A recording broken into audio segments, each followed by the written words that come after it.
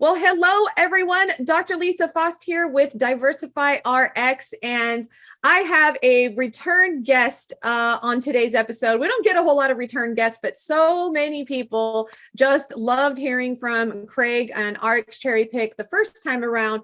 Craig and I talked semi-frequently, and on a recent conversation, we were talking about the upcoming 2024 DIR Fee Apocalypse, as I have officially named it. I think I need to get some t-shirts made for that.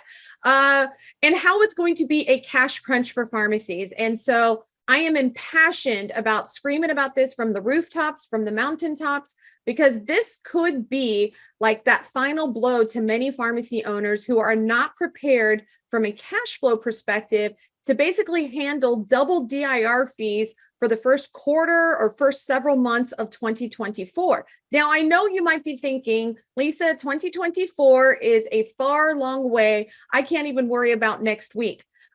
This is major. This is absolutely, could be business breaking for many pharmacy owners. And so I want to help you make 2023 the year that you not only increase your profits, which is always our goal, but really to take control and gain back cash flow so that way you can get through the cash crunch that is coming in 2024. And hands down, I will go on the record and say it right now that improving your cash flow, one of the best ways to do that is to switch to purchasing your drugs from RX Cherry Pick. And so that is why I have Craig back on today. We're going to be talking about cash flow and what pharmacies can do to start preparing now for the impending apocalypse that is coming in 2024. So, Craig, I'm so excited that you're back on. I love hanging out and talking with you. I'm actually quite impressed that you're wearing a suit and tie, like normal, like business attire. Normally, Craig, if you ever run into him at a show, is like the loudest Hawaiian shirt on him. So he's actually very subdued today. But thank you for joining us. And why don't you give everybody who maybe didn't see our first episode and doesn't know who RX Cherry Pick is, give them a little overview of who you are and what you guys do. Yep. Thank you, Lisa. It's always a pleasure working with you, and it's always a pleasure working with someone who literally is the only person and organization that is out there that's working to save independent pharmacies. RX Cherry Pick is a alternative to the rebate program. And it is as simple as that. Our core philosophy is we believe as much money as possible belongs in your bank account, not your primary's bank account. And that slips us into two categories. One is savings, one is cash flow. Cash flow can happen very quickly, and it's a very large number. And we'll kind of talk about the benefits of having that lump of money in your bank account. But I think that when we look at this, I think at the show, Lisa, when you were so bold as to actually put me on stage, which is never a for sure thing, I had given the audience the formula. And the cash flow formula is take your number of prescriptions you dispense per day and multiply it times $1,000. This is a conservative estimate. And so if you do 250 prescriptions a day, in 6 weeks, you will put $250,000 into your bank account. And that's just a simple function of math. Most people are either on weekly payments or 2-week payments. And we push that out now to 45 days. A major, actually the largest secondary in the country, because we apply a lot of pressure to the 4 top secondary wholesalers that we work with. They moved their generic to 60-day terms. No one has 60-day terms. So this really starts to impact the pharmacy.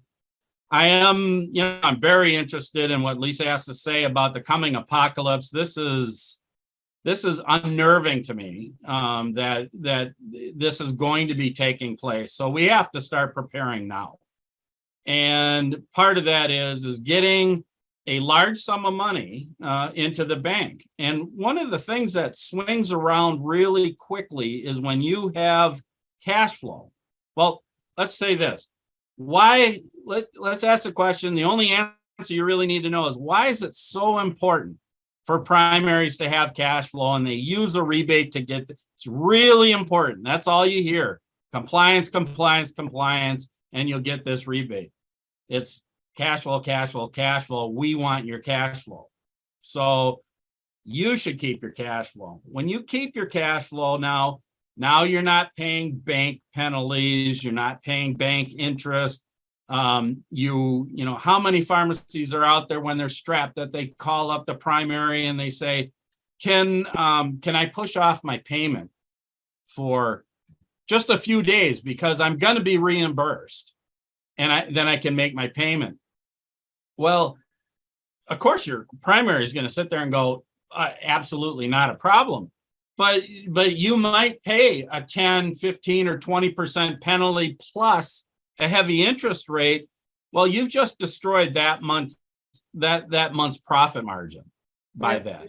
If you're holding the money in there and you can cover those bills, not pay those payments to the primary, now all of a sudden it compounds itself on the savings. There's more to savings than just the price of your drugs. Yep, absolutely. And I talk to so many pharmacy owners, and many think that their problem is low profitability. And certainly that is an aspect of what causes the struggles for pharmacy owners. But more often than not, the biggest pressure point that they have is cash flow.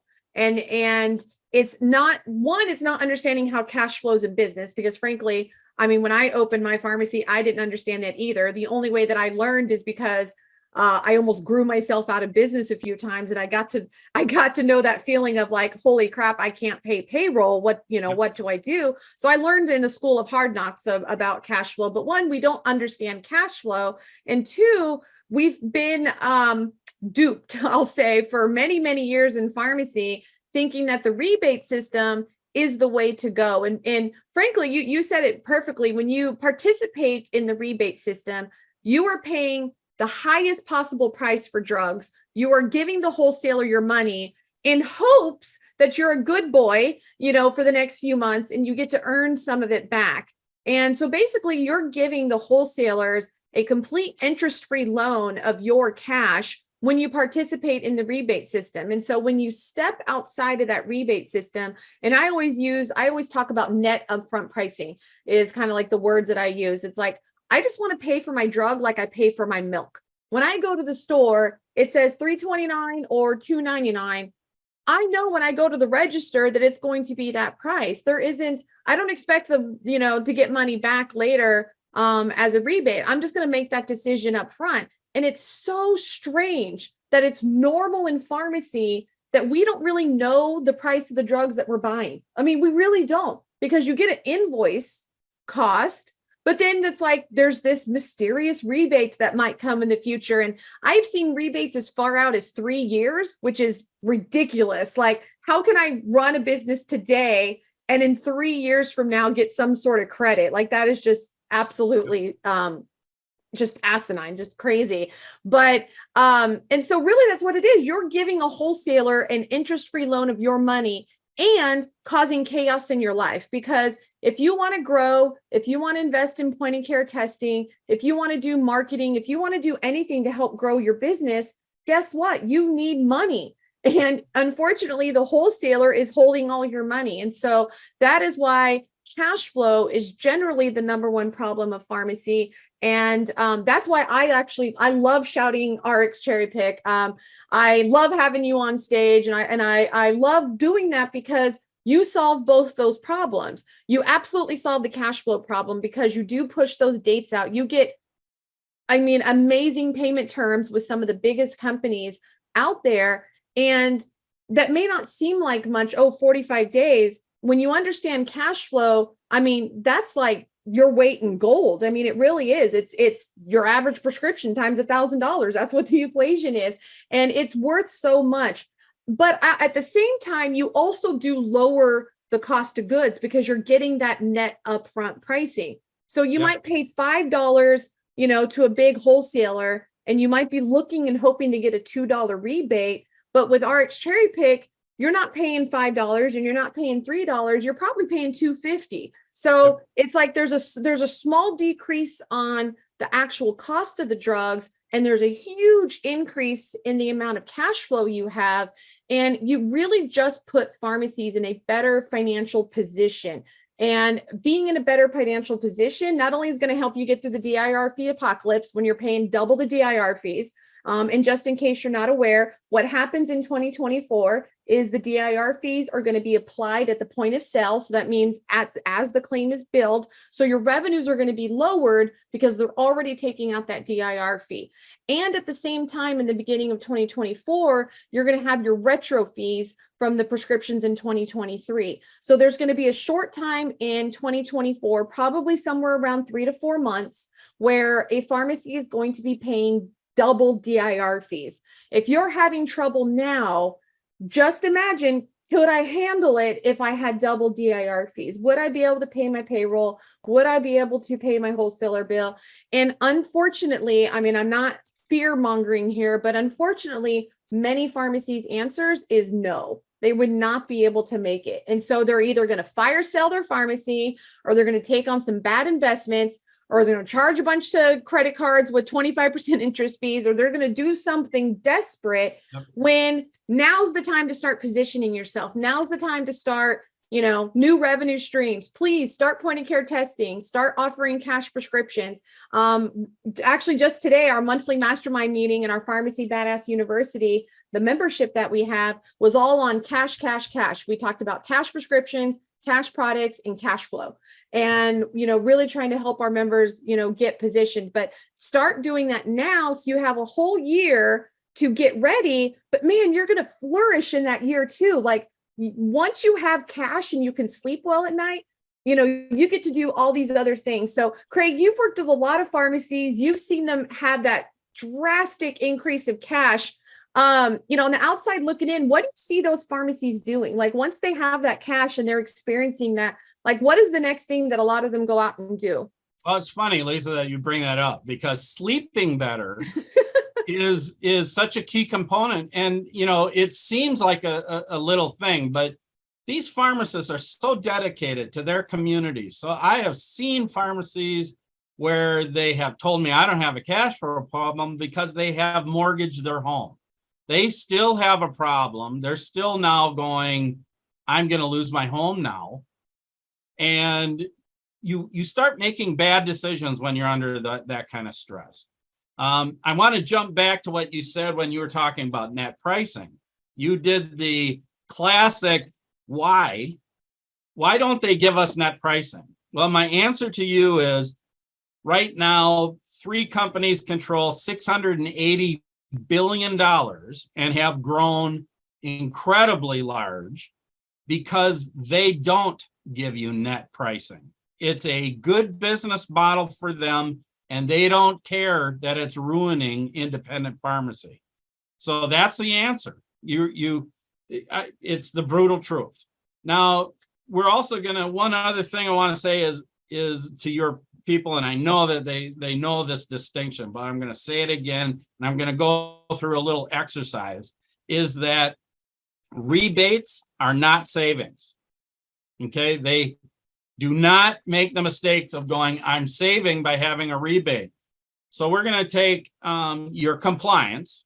Okay, so let's say you're with a buying group in a primary, and your compliance, you're required to buy 22% in order to qualify for the highest rebate.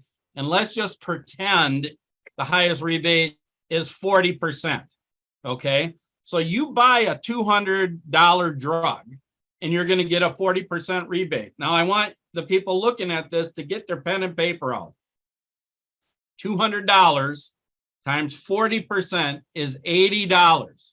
So your net price, if you can ever figure that out, like you said, 36 months out just is ridiculous. But your net price is $120, right? Your natural level using RX Cherry Pick is because you're not trying to force a compliance number, is 10%. So you're overpaying by 120%. Yeah. So a $200 drug will cost you 185. I mean, will cost you $85. And then you're not paying it in some cases for 60 days. Okay. This is how you really start to stoke the fire. And then you go to your bank and you sit down with your banker because you've been a risk. I can't believe that I have pharmacies that we start up with, and they'll call me and they'll go, Craig, I'm sitting in the my bank's vice president's office, and we've gone to them for loans. The problem with banks is that's not a endless, they get more and more nervous and charge you more and more because they're watching your cycle close up. And at some point, they ask the question, what are you going to do differently because you're going to be bankrupt? They will call me, put me on the speakerphone, and the owner will say, Craig, can you tell us what we're going to be doing differently and what the effect will be? I will tell them, and the banker goes, well, I'm very comfortable with that, because all he cares about is going, you mean in 8 weeks, I'm going to have $500,000 in my bank, and now I can loan that $500,000 out. It's a 30x. 15 million, I mean, $500,000 gives him $30 million to loan out at interest rates. So everybody calms down. This is the power of that. You know, you have to be able to fill your bank. Rebates is very sophisticated transfer of funds out of your bank account to the primary's bank account. So anybody who talks to you about it doesn't, you pick the number, 60% rebates. Why should you pay that much more?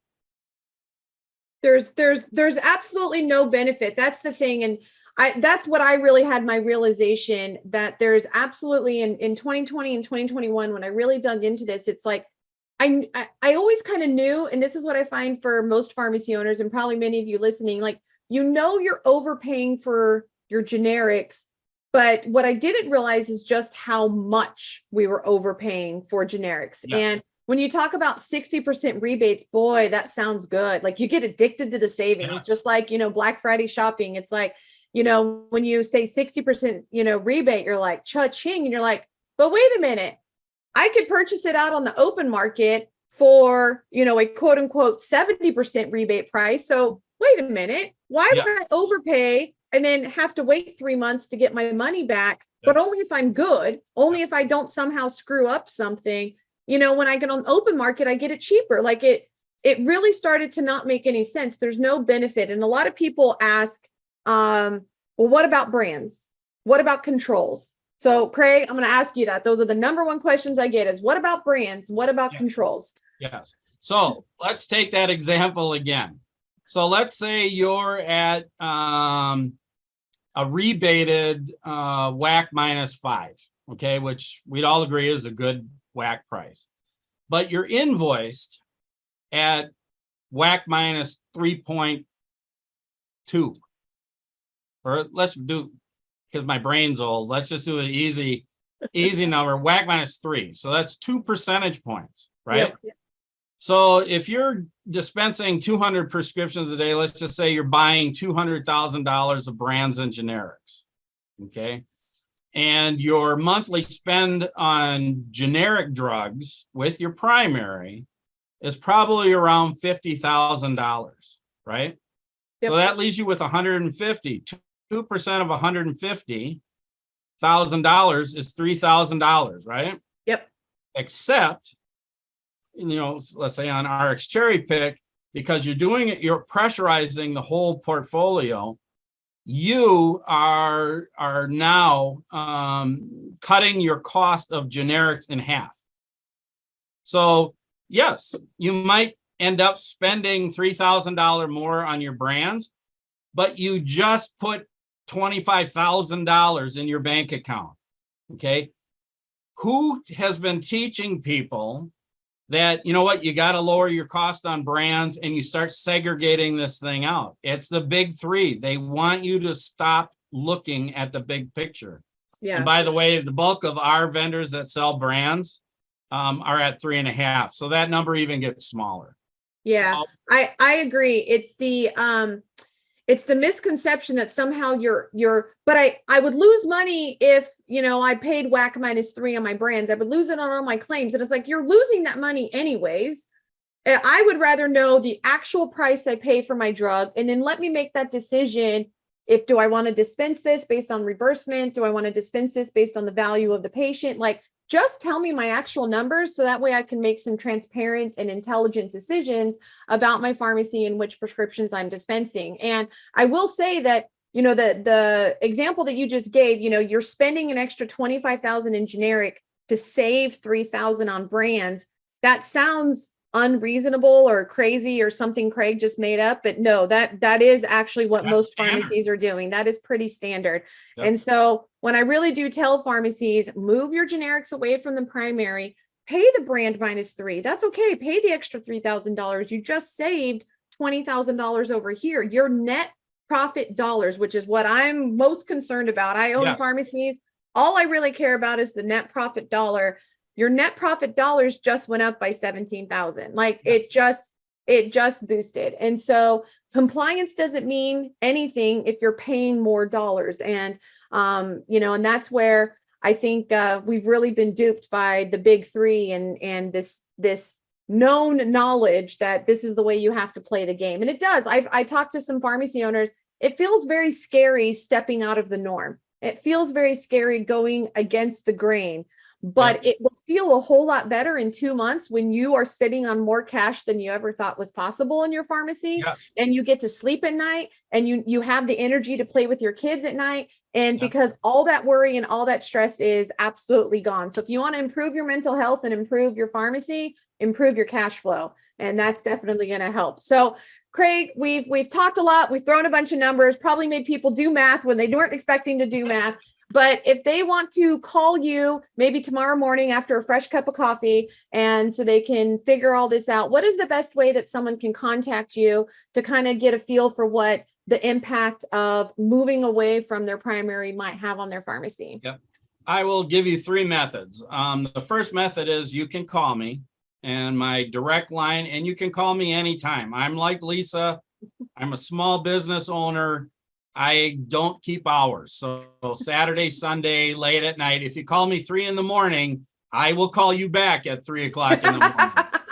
So you can call me at 763-772-3319, or you can email me and I will ask you a couple of questions and give you a free cash flow and savings quote. And that email address is Craig, CRAIG, at Cortland Data, and it's spelled CORTLANDDATA.com. Also, Lisa has my contact information.